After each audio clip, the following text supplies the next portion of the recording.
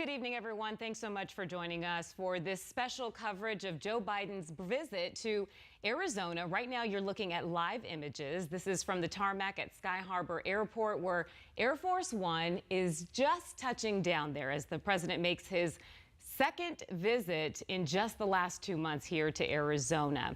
Now, I'm joined right now by Team 12 political insider Bram Resnick as we lead our coverage tonight. And Bram, looks like the president is making Arizona a very frequent location. We're going to be seeing a lot of Joe Biden over the next 14 months, right through November 2024.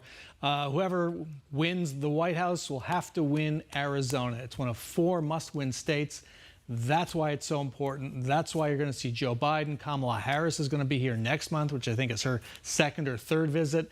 The Democratic top of the ticket is going to hit Arizona really hard.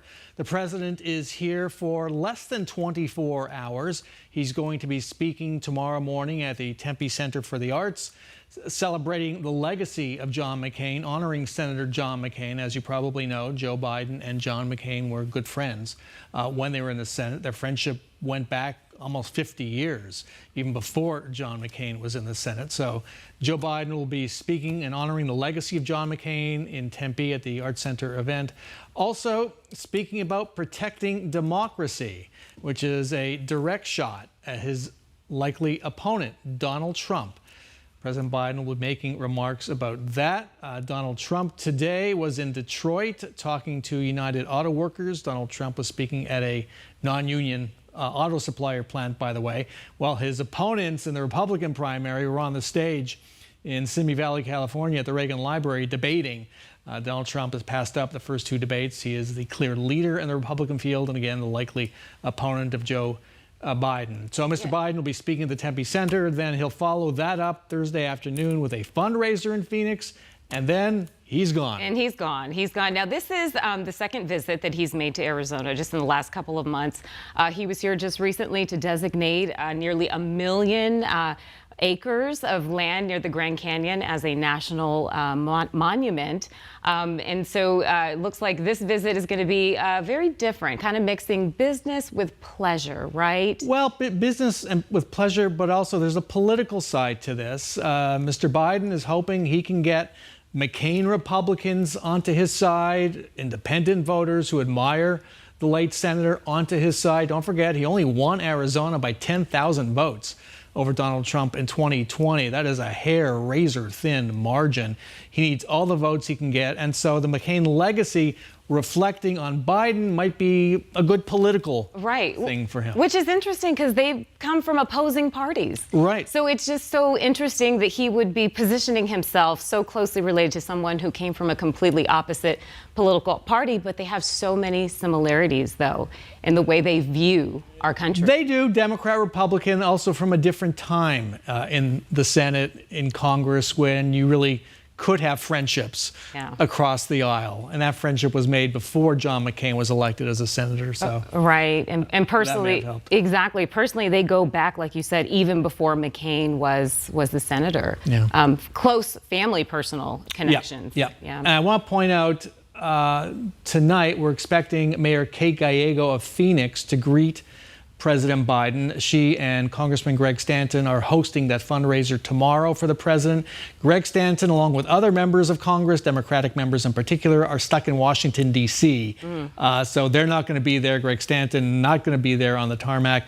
Governor Katie Hobbs is out of town. She's not going to be there. Neither are the other top elected Democrats in the state. So it might just be a welcoming committee of one. A lonely welcome here. Mayor Kate Gallego. Yeah, and we've talked a lot in the past about Joe Biden not making a visit to the border. Lots of border issues going on. We know that, officials in Yuma have been asking the president, come here, come look at what is happening. They've seen, some of the highest numbers of migrants illegally crossing into the country, putting a strain on so many resources and communities along the border. But as you said, he's going to be here about 24 hours. So it's not looking like that's going to happen on this visit. It's not going to happen. It's never happened. I'm not sure Joe Biden has ever visited the border, even as a senator. He must have. He was in the Senate for so long, but certainly not as president. And I don't think as vice president, the issue is just not in his wheelhouse. Over the last couple of days, Republican office holders in southern Arizona, as well as independent Senator Kyrsten Sinema, former Democrat, have called on the president to go to the border today, tomorrow. He's not going to do it. As you rightly point out, the situation there is that record numbers of apprehensions are being made. It appears to many it's out of control. And yet, I'll point this out, when you look at the issues that are going to decide the election, it doesn't appear that the border is one of them. Well, the economy. I mean, the economy, which is interesting because, we've seen the numbers, unemployment is pretty low at 3.8%, or other inflation is down, from 9.1% back in June. I think we're at like 3.7 at this point. It's fallen. It's fallen. So you would think that those are positive things, but if you ask Americans right now, they say they're struggling. They're struggling. Good reason. Look at what rent costs, look at mortgage rates. And, Arizona is going to see a record spending on political advertising, probably the largest political spending in the country. But the only image that matters is when you go buy gas. Right. And you see $5 a gallon, $4.50 a gallon. That's a poll right there. Yeah. Every time you go to the gas station, and that's one of the tough things Joe Biden is dealing with. It's one of the reasons his approval ratings are relatively low. So is his messaging just not getting through? It may not be tangible enough for folks. Okay. It's, he's focusing on chips, creating a new economy. Right. That's a little abstract.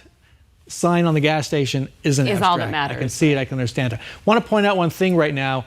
President Biden will be emerging from the front of the aircraft, and if you're accustomed to the big stairs being wheeled up to the top opening on the jumbo jet, they don't go there anymore for President Biden. He comes out the lower door, which has fewer steps, a concession to his age. Right. If you see the president, I saw him at the Canyon last month, he clearly appears frail when he walks. I believe his doctor has diagnosed a serious spinal arthritis condition.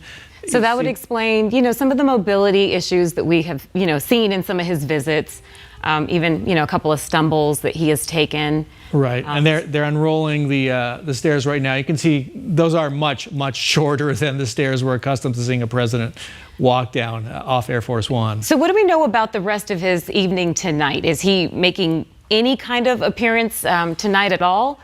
No appearances tonight. What I'm looking for here, though, he's been at fundraisers all day in San Francisco, some very high-dollar fundraisers. Right. A lot of money in San Francisco. Yeah. So he hasn't commented yet on what's been happening in the debate, which may be over by now. The Republican debate at the Reagan Library in Simi Valley, California. By the way, I hardly recommend, no matter which party you are, Reagan Library is worth a visit. It's really, really interesting place. So he hasn't commented on the debate. He hasn't commented on President Trump's visit and discussions, conversations with the United Auto Workers who are striking. He might want to say something when he gets off the plane and speak to the pool reporters who are on the plane with him. So I'll be watching to see if he stops for the cameras or just... I mean, if not, it's still, the timing is still pretty strategic. Tomorrow the news headlines more than likely will be about the Republican debate, but he's also going to be giving a speech. So that too, kind of responding. Yeah, kind of responding to potentially what happens in that debate. So the timing, definitely not accidental. Yeah, so I don't know if we can get a full picture of that because we don't have a very clear idea of who's waiting near the bottom of the steps. It's dark on that tarmac. Yeah, I really can't see anybody there. Typically, they'll be on the side, and then as the president comes down the stairs, they'll walk over and welcome him and greet him. I want to talk more about Biden's connection to John McCain. There's so many things that intersect with them personally. Beau Biden, President Biden's son, passed away from brain cancer just as John McCain did back in 2018. So, they shared that. There's that, but, the story is this goes back to when Joe Biden was a very young member of the Senate when he was first elected, maybe the youngest in history. But his wife and at least one child were killed in this horrific car accident around Christmas time, I believe. And John McCain, who wasn't elected yet, and I think we see President Biden now, but John McCain, who was a liaison in the Senate, helped Joe Biden out with his family at the time. Now you see President Biden walking down the stairs without incident, and he's walking over, I believe that's the back of Mayor Kate Gallego's head. Okay. Yeah, I do believe that is Mayor Kate Gallego. I'm quite confident of that. And is that the beast? And that is the beast. That is the beast. There are always two beasts on the trip.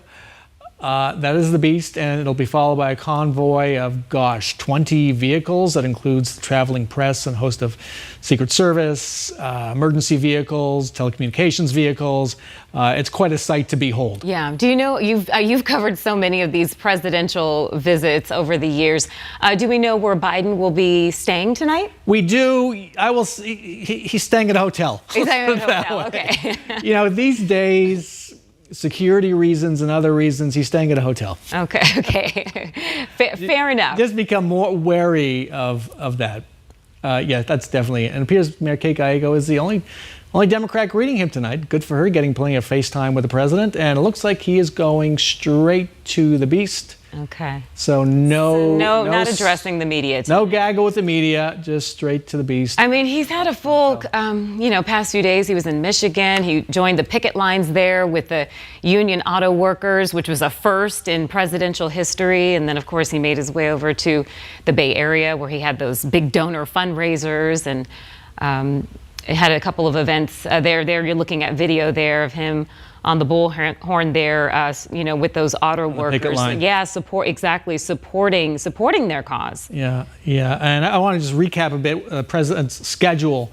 So he's going to leave Sky Harbor for his hotel.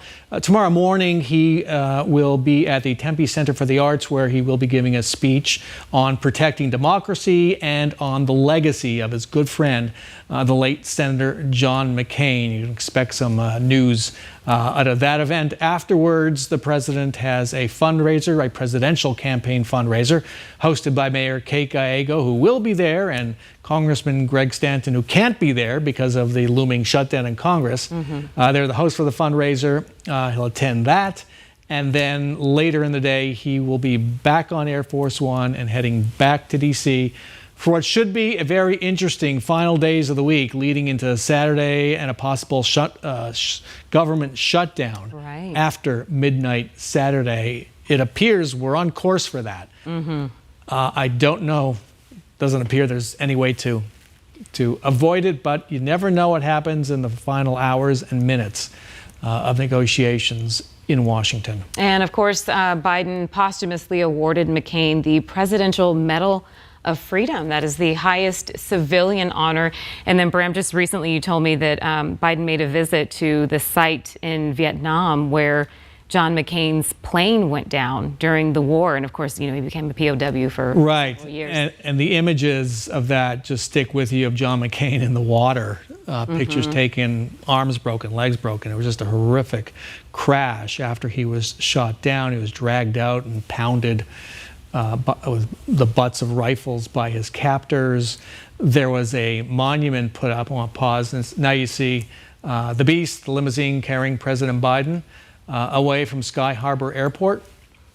And they have nearby highways, easy access to the president's hotel. And off they go into the desert night. And this definitely won't be the last time we see President Biden here. You said that we'll probably see him several times between now and the 2024 election. And it's so striking, such a striking difference in 2020, which is a campaign held during the pandemic. I recall going to one of the very few Biden events in Arizona, and we had to stay 10 feet away from everybody. It was extreme COVID measures were in place. Now we're seeing more of Joe Biden, something he's been encouraged to do. And there is the convoy leaving. Just to finish the Hanoi story, so now at that site where John McCain landed in the water, there is a memorial to John McCain. Really? Kind of another symbol of the reconciliation between John McCain and the Vietnamese people who were his captors for many years. He made peace with that many, many years before he died. Yeah, their relationship is really so interesting. I mean, they ran against each other in a presidential election and still maintained a pretty good relationship when Biden was Barack Obama's running mate, and then McCain was the GOP nominee. That they did, but they're old time. They're old time politicians. They're old time politicians. Works. And folks, I'll tell you, I know this always happens. Air Force One is going to be parked there on the tarmac near the Lincoln Ragsdale Executive Terminal. It'll be there for the next day and a half. Yeah. And I know a lot of folks love to drive by and just take a look. It's a sight to see. It really is. It really is. It is not a partisan statement. That aircraft is truly a sight to see. Yeah, it absolutely is. All right. Well, it looks like there he goes there. You can see him there in the Beast as they are making their way off the tarmac there at Phoenix Sky Harbor Airport. Of course, we're going to have continuing coverage of Biden's visit tomorrow as he attends that fundraiser and then also honors the late Senator John McCain before he takes off and heads back to Washington, D.C. But always a sight and an honor to have the president here in our hometown. Well, that is all for this digital version of 12 News. Of course, as I mentioned, we'll have more coverage of the president's visit to Arizona coming up later on tonight on 12 News at 10.